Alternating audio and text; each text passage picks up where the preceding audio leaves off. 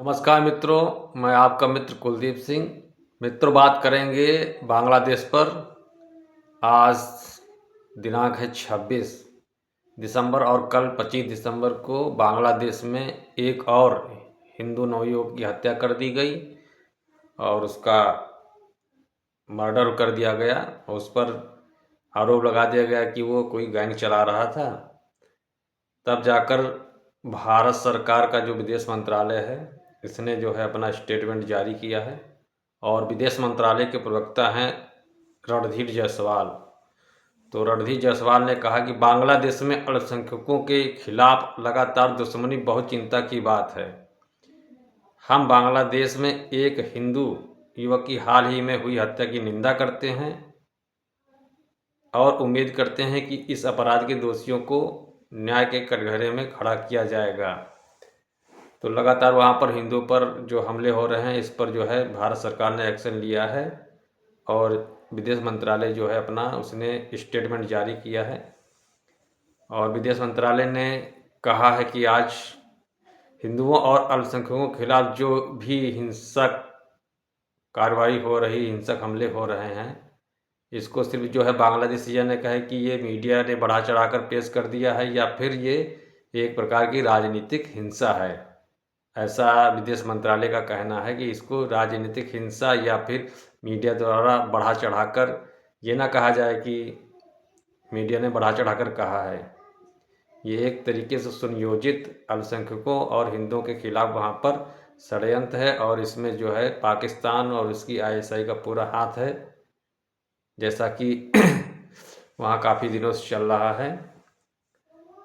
बांग्लादेश में हाल ही की घटनाओं को प्रतिक्रिया देते हुए विदेश मंत्रालय के प्रवक्ता रणधीर जायसवाल ने कहा कि पिछले कुछ दिनों में उन्होंने बांग्लादेश में फैल रही झूठी खबरों को खारिज करते हुए कई बयान जारी किए हैं।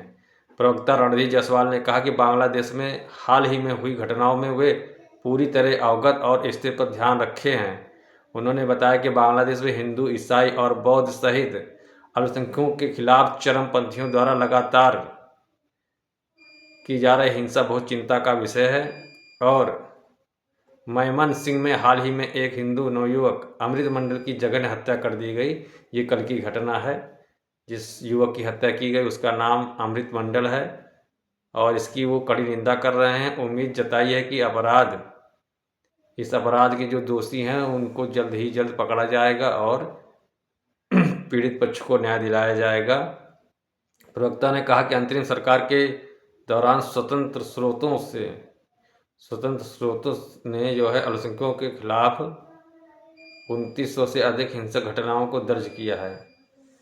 जो स्वतंत्र स्रोत हैं यानी सरकार के अलावा वहाँ पर उन लोगों ने जो है इसकी रिपोर्टिंग की है, उसमें 2900 से अधिक हिंसक घटनाएं हिंदुओं के खिलाफ यानी अल्पसंख्यकों के खिलाफ हुई हैं। इसमें हत्या, आगजनी और ज़मीन जब्त करने के मामले हैं। इसके अलावा वहाँ महिलाओं पर अत्याचार हुए हैं, उनका अपहरण किया गया है, उनका रेप किया गया, ऐसे सारे मामले हैं। विदेश मंत्रालय के प्रवक्ता ने कहा कि इन घटनाओं को सिर्फ मीडिया की बढ़ा चढ़ाकर पेश की गई खबर या राजनीतिक हिंसा कहकर नज़रअंदाज नहीं किया जा सकता। यानी जो बांग्लादेश के सरकार है, बांग्लादेश के नेता हैं, वो यही बयानबाजी कर रहे हैं, वहाँ के प्रवक्ता और यहाँ के जो उच्चायुक्त वगैरह हैं, कि ये मीडिया वहाँ की दिखा रही है या फिर जो सोशल मीडिया, इंटरनेशनल मीडिया वो दिखा रही है कि वहाँ पर अत्याचार हो रहे हैं। तो जो अपना विदेश मंत्रालय है उसकी जो प्रवक्ता उन्होंने कहा कि ये ना सोचें, ये घटनाएं सारी सत्य हैं और हमने जो है अपने निजी स्रोतों से पता किया है, ये सारी चीज़ें सत्य हैं, इसमें कुछ फेक नहीं है, कोई झूठ नहीं है। बांग्लादेश के राजबारी ज़िले में एक अन्य मंडल की पीट कर हत्या के बाद एक दिन बाद यूनुस की अगुवाई वाली अंतरिम सरकार ने कहा कि यह घटना सांप्रदायिक हिंसा से जुड़ी नहीं है। सरकार ने बताया कि मृतक मंडल कई गंभीर आपराधिक मामलों में आरोपी था। यानी बांग्लादेश की सरकार भी बोल रही है कि जो मंडल की हत्या हुई कल, तो ये एक अपराधी था और इसकी तो क्या अपराधी था तो इसको पीट कर मार डाला जाएगा। ये वहाँ की सरकार झूठ बोल रही है। बांग्लादेश सरकार ने अपने बयान में कहा कि उसने हत्या के मामले में सोशल मीडिया पर फैल रही भ्रामक जानकारी का संज्ञान लिया है।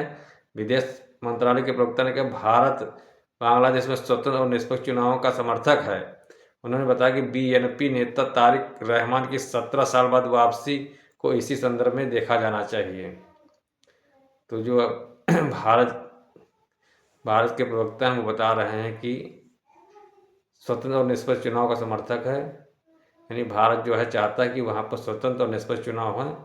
और जो ये नेता आए हुए हैं बीएनपी के नेता तारिक रहमान, ये 17 साल बाद आए हैं और इनकी पार्टी वहाँ पर चुनाव लड़ेगी।